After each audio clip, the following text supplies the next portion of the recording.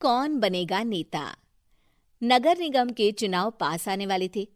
पूरे कानपुर शहर में टिकट को लेकर मारामारी शुरू थी, लेकिन सबसे ज्यादा चर्चा में वार्ड नंबर 40 की सीट थी। वो इसलिए क्योंकि इस बार वहां की सीट महिला के लिए आरक्षित थी। अब सवाल ये था कि चुनाव लड़ेगा कौन। इससे पहले ठाकुर साहब वहां से पार्षद थे और इस बार उन्होंने अपनी पत्नी सीमा ठाकुर को टिकट दिलवाई और ठाकुर साहब की शान के कारण सीमा जी ने 20,000 वोटों से चुनाव जीत लिया।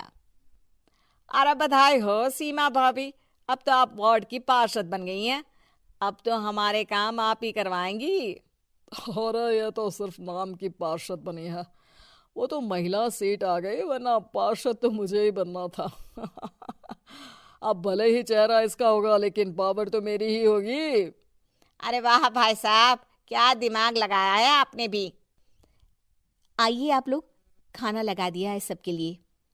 सीमा जी पार्षद बन चुकी थीं, फिर भी उनकी एक ना चलती।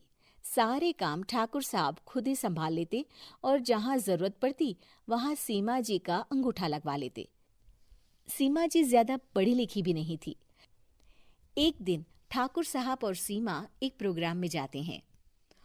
अरे ठाकुर साहब, आप आ गए। ओहो, पार्षद मैडम भी आ गई हैं। स्वागत है आप दोनों का। लगता है हमारे पार्षद फंड का सही इस्तेमाल हो रहा है। चलिए अब उद्घाटन करते हैं। ये लीजिए ठाकुर साहब कैची, आप ही सबसे पहले प्रवेश कीजिए। सब लोग आगे निकल जाते हैं और सीमा जी पार्षद होने के बावजूद भी पीछे खड़ी रह जाती हैं। वो देखती हैं कि वेलकम बोर्ड पर उनका नाम है, लेकिन महिला होने के कारण कोई उनका सम्मान नहीं कर रहा। अगले दिन एक आदमी उनके घर आता है। अरे ठाकुर साहब नमस्कार। कल ना हम नोटिस किए कि हमारा घर तो अवैध है और नगर निगम वाले उसे तोड़ने आ रहे हैं। अरे कुछ कीजिए ना ठाकुर साहब। देखो भाई, मैं तो ज्यादा कुछ कर नहीं सकता, पर अगर तुम सबकी जेब गर्म कर दो तो कुछ हो सकता है। कुल मिलाकर 4 लाख लगेंगे। अरे 4 लाख ठाकुर साहब? अरे भाई, मैं अपने लिए नहीं मांग रहा हूँ। दरोगा है, इंजीनियर बाबू है, बड़े साहब है, सबको देना पड़ता है ना थोड़ा थोड़ा। बोलो है मंजूर? तभी वहां अचानक सीमा जी आ जाती हैं। अरे ये आप क्या कर रहे हैं? पहले इन्हीं लोगों से तो आपने वोट मांगे, अब इनसे ही पैसे ले रहे हो। अरे चुप रहो तुम, तुम्हारा काम है सिर्फ अंगूठा लगाना, तुम वही किया करो। मुझे दूसरे काम तुम मत सिखाओ, समझी? और तुम ना जाओ, अब पैसे लेकर आओ, वरना जेसीबी किसी भी वक्त आती होगी। सब कुछ ऐसे ही चलते रहता है। एक दिन सीमा जी और ठाकुर साहब को एक लोकल मीटिंग में बुलाया जाता है।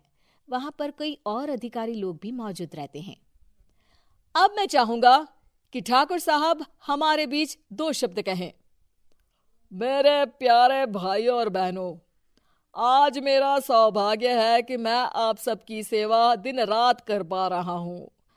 आपने मेरी पत्नी को भारी मतों से जिताया है, इसलिए मैं आप सभी का शुक्रगुजार हूं।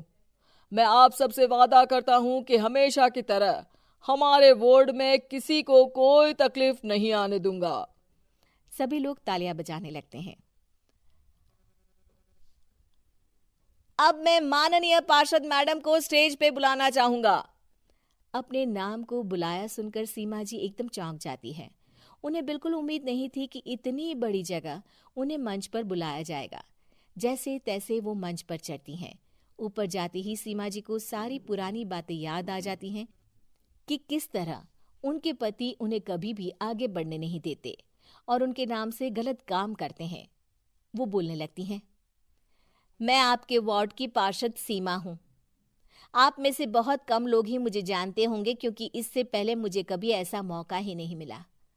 सारे मौके मेरे पार्षद पति यानी आपके ठाकुर साहब ही लेते रहे, लेकिन आज ये मौका मुझे मिला है तो मैं इसे ऐसे ही नहीं जाने दूंगी।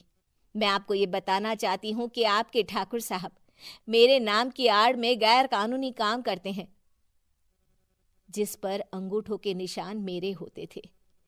इसीलिए मैं अपनी गलती मानती हूँ और आज अपने पद से इस्तीफा देती हूँ, ताकि आगे से कोई गलत काम ना हो पाए। अब फैसला आप सबके हाथ में है कि आप हमें क्या सजा देना चाहते हैं। सीमा जी की बातें सुनकर ठाकुर साहब के चेहरे का रंग उड़ जाता है और वो शर्म से मुंह नीचा करके वहां से चले जाते हैं और पद से इस्तीफा देकर ही सही सीमा जी अपने आप में आत्मविश्वास महसूस करती हैं।